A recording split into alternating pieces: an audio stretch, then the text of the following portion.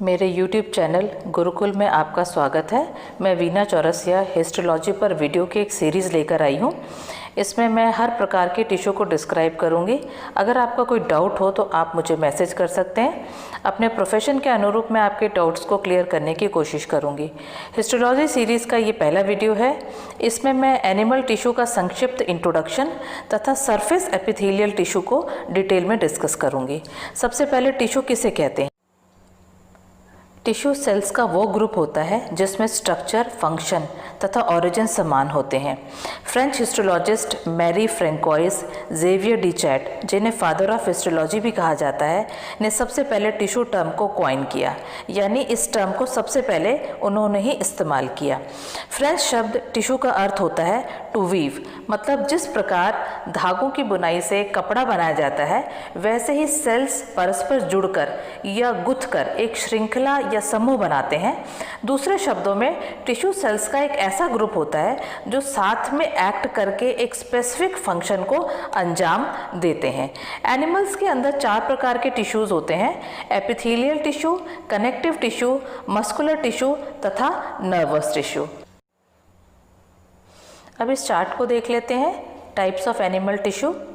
इसमें सबसे पहले है epithelial tissue.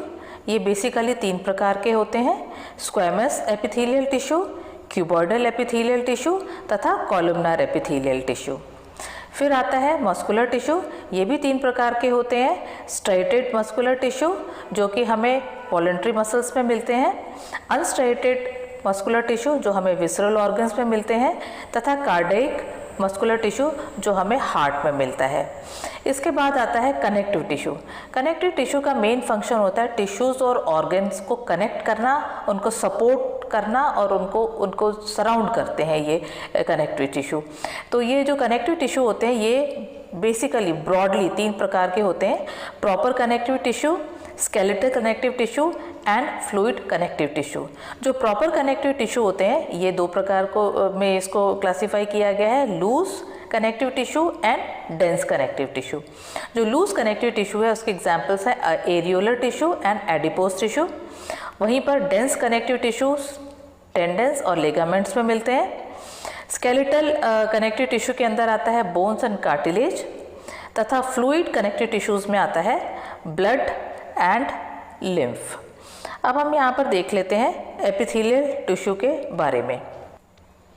Epithelial tissue body के सरफेस में तथा विसरल ऑर्गन्स के ल्यूमिनल साइड मतलब अंदर वाली सरफेस, तो अंदर वाली सरफेस पे ये पाया जाता है। ये जो इसके जो सेल्स होते हैं वो काफ़ी क्लोज होते हैं। इन 2 सेल्स के बीच में जो इंटरसेलुलर सब्सटेंस होता है वो मिनिमम होता है, यानी 2 एडजेसेंट सेल या नेबरिंग सेल्स काफ़ी पास होते हैं। इसमें जो नेबरिंग सेल्स हैं वो ये इंटर सेलुलर जंक्शन द्वारा आपस में मजबूती से जुड़े होते हैं। और ये जो एपिथेलियल सेल्स है ये एक नॉन सेलुलर बेसमेंट मेम्ब्रेन पर स्थित होता है और इसे हम लोग बेसल मेम्ब्रेन कहते हैं। और इस बेसल मेम्ब्रेन के नीचे जो होता है वो कनेक्टिव टिश्यू होता है। और सबसे इम्पॉर्टेंट बात है कि इन एपिथेलियल टिश्यू के बीच में किसी भी प्रकार का ब्लड वेसल्स नहीं पाया जाता।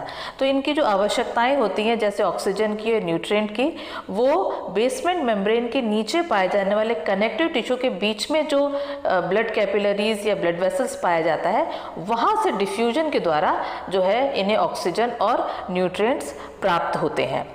और इनका जो मुख्य फंक्शन जो होता है वो होता है प्रोटेक्शन, सिक्रीशन, एब्जॉर्प्शन और एक्सक्रीशन, डिफ्यूजन, सेंसरी रिसेप्शंस। तो ये इनके जो है मुख्य फंक्शन होते हैं। अब हम इनका क्लासिफिकेशन देख लेते हैं।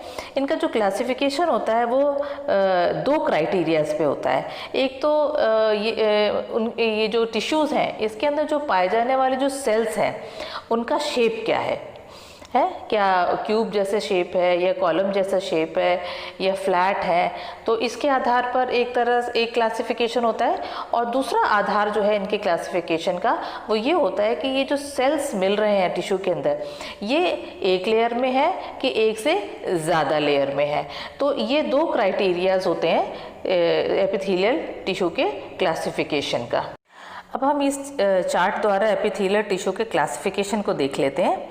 अगर टिश्यूज़ के अंदर पाए जाने वाले सेल एक लेयर में है तो हम उसको सिंपल एपिथेलियम की कैटेगरी में रखते हैं।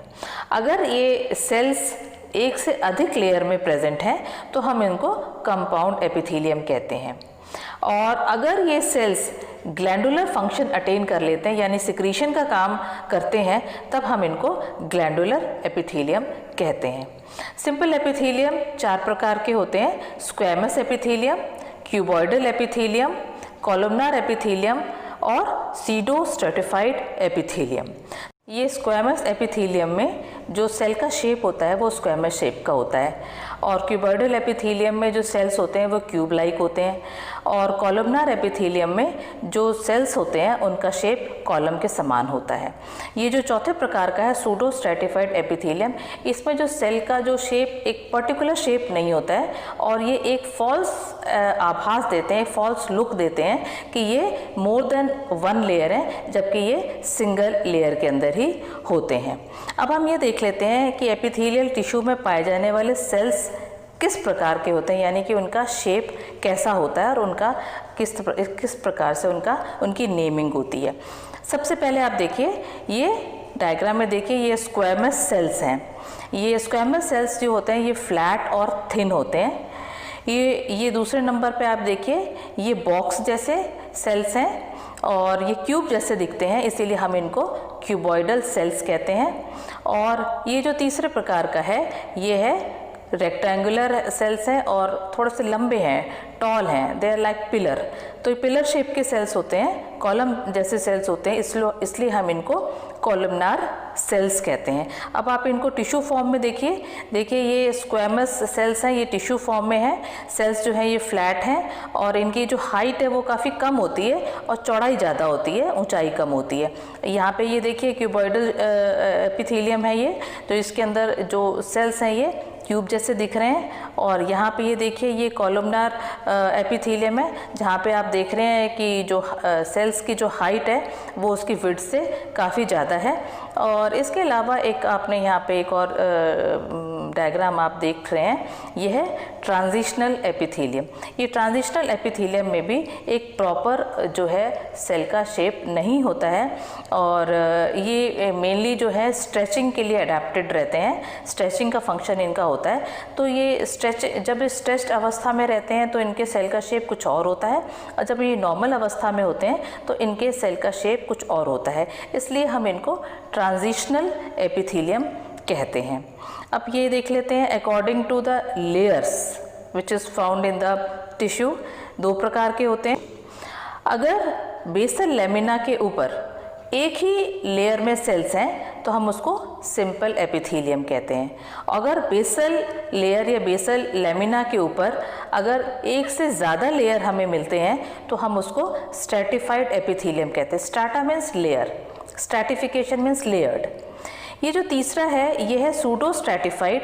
इसके अंदर ये सिंगल लेयर के होते हैं, लेकिन इनके जो सेल्स होते हैं वो इर्रेगुलरली शेप्ड होते हैं और एक ऐसा अपीयरेंस देते हैं कि ये एक से ज़्यादा लेयर हैं, इसलिए हम इनको सूडो स्ट्रैटिफाइड एपिथेलियम कहते हैं, because it is falsely layered, falsely stratified.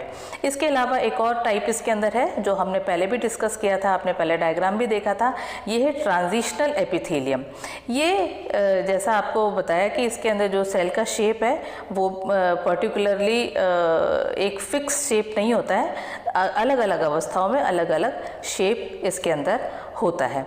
अब आप इसके ये डायग्राम में आप देख लीजिए, ये डायग्राम है और इसमें ये देख लीजिए कॉलम में सिंपल एक कॉलम में सिंपल एपिथेलियम का डायग्राम है और एक कॉलम के अंदर स्ट्रैटिफाइड एपिथेलियम का डायग्राम है। अब ये देखिए स्क्वैमस एपिथेलियम अगर एक लेयर में मिल रहे हैं तो हम उनको कहेंगे सिंपल स्क्वैमस एपिथेलियम। अगर यही स्क्वैमस सेल्स जो हैं ये मोर देन 1 लेयर्स में मिल रहे हैं तो हम इनको कहेंगे स्ट्रैटिफाइड स्क्वैमस एपिथेलियम। सिमिलरली जो क्यूबॉइडल सेल्स हैं ये अगर एक लेयर में मिल रहे हैं तो हम इनको कहेंगे सिंपल क्यूबॉइडल एपिथेलियम। और अगर यही क्यूबॉइडल सेल्स हमें मोर देन 1 लेयर्स में मिल रहे हैं तो हम इन्हें कहेंगे स्ट्रैटिफाइड क्यूबॉइडल एपिथेलियम। अब यहाँ पे आ जाते हैं कॉलमनार शेप पे आ जाते हैं। अगर ये कॉलमनार सेल्स जो हैं एक ही सिंगल लेयर में मिल रहे हैं बेसल मेम्ब्रेन के ऊपर, तो हम इनको कहेंगे सिंपल कॉलमनार एपिथेलियम। और यही कॉलमनार सेल्स अगर हमें मल्टीपल लेयर में यानी मोर देन वन लेयर में हमें मिलते हैं तो हम इनको कहते हैं स्ट्रैटिफाइड कॉलमनार एपिथेलियम। अब यहाँ पे देखिए ये सूडो स्ट्रैटिफाइड एपिथेलियम भी है जिसको हमने सिंपल एपिथेलियम की कैटेगरी में रखा है। क्यों रखा है हमने सिंपल एपिथेलियम की कैटेगरी में? क्योंकि ये होते तो एक लेयर के सिंगल लेयर में है, लेकिन ये मतलब फॉल्सली एक मल्टीपल लेयर का लुक देते हैं। ये आप डायग्राम में देख सकते हैं। ये न्यूक्लियस जो है इसका लेवल जो है ये समान नहीं है, कुछ का न्यूक्लियस ऊपर है, कुछ का नीचे है। तो इस तरह से ये आभास ऐसा देते हैं कि ये मोर देन वन लेयर में, जबकि ये सिंगल लेयर में होते हैं। अब आप यह देखिए स्ट्रैटिफाइड के अंदर एक प्रकार का जो और सेल है, एक प्रकार का और जो टिश्यू है वो है ट्रांजिशनल एपिथेलियम। ये मल्टीलेयर्ड होते हैं, इसीलिए इनको स्ट्रैटिफाइड एपिथेलियम में रखा गया है। और क्योंकि इसके अंदर एक पर्टिकुलर शेप नहीं होता और अलग अलग अवस्थाओं में अलग अलग शेप होता है सेल का, इसलिए हम इनको ट्रांजिशनल एपिथेलियल टिश्यू कहते हैं। एपिथेलियल टिश्यू के क्लासिफिकेशन के बाद हम इनका लोकेशन और फंक्शन डिस्कस कर लेते हैं। इस चार्ट में आप देख सकते हैं एक तरफ टाइप्स ऑफ स्क्वेमस एपिथेलियम है और दूसरी तरफ लोकेशन और फंक्शन यहाँ पे दिया हुआ है। सबसे पहले हम देखते हैं सिंपल स्क्वेमस एपिथेलियम। अब यहाँ पे देखिए स्क्वेमस टाइप ऑफ सेल्स हैं और ये सिंगल लेयर में है, इसलिए हम इसको सिंपल स्क्वेमस एपिथेलियम कहते हैं। ये एयर सैक्स में मिलते हैं, एयर सैक्स की लाइनिंग में मिलते हैं और हार्ट, ब्लड वेसल और लिम्फेटिक वेसल्स की लाइनिंग में मिलते हैं। इनका जो मेन फंक्शन होता है वो डिफ्यूजन, फिल्ट्रेशन और म्यूकस सिक्रीशन होता है। अब आप ये देख लीजिए सेकेंड टाइप जो है ये है सिंपल क्यूबॉइडल एपिथेलियम। आप ये देख सकते हैं ये क्यूबॉइडल शेप के सेल्स हैं जो कि सिंगल लेयर में है। ये सेलिवरी ग्लैंड और पैनक्रियाटिक डक्ट की लाइनिंग में मिलते हैं, थायराइड के वेसिकल्स में मिलते हैं और किडनी ट्यूब्यूल्स में मिलते हैं। इनका मेजर फंक्शन जो होता है वो है सिक्रीशन और एब्जॉर्प्शन। अब आप ये थर्ड टाइप आप देख लीजिए, ये है सिंपल कॉलमनार एपिथेलियम। ये जो है इंटेस्टाइन, स्टमक और जो गॉल ब्लैडर है उसको अंदर से लाइन करते हैं और अगर इसके ऊपर सीलिया प्रेजेंट है तो ये ब्रोंकाइज और यूटेरस में मिलते हैं और इनका जो मेजर फंक्शन होता है वो एब्जॉर्प्शन होता है और म्यूकस और एंजाइम का सिक्रीशन भी ये करते हैं। अब आप ये देख लीजिए सूडो स्ट्रैटिफाइड एपिथेलियम है। ये जो सूडो स्ट्रैटिफाइड एपिथेलियम है ये जो ट्रैकिया है और जो लार्ज ब्रोंकाइज है उसको लाइन करते हैं और इनका जो फंक्शन है वो है म्यूकस सिक्रीशन। और अगर ये सीलिएटेड है तो ये सीलियरी एक्शन से म्यूकस को मूव करने का फंक्शन भी ये करते हैं। तो ये जो है ये चार तरह के हैं सिंपल एपिथेलियल जो टिश्यूज़ हैं। अब हम ये नेक्स्ट चार्ट में आ जाते हैं। यहाँ पर जो कंपाउंड एपिथेलियल टिश्यूज़ हैं उसका फंक्शन हम यहाँ पे डिस्कस कर लेते हैं। तो ये आप देख लीजिए ये है स्ट्रैटिफाइड स्क्वेमस एपिथेलियम, यानी कि स्क्वेमस सेल्स हैं लेकिन लेयर्स ज़्यादा हैं, एक से ज़्यादा लेयर्स हैं।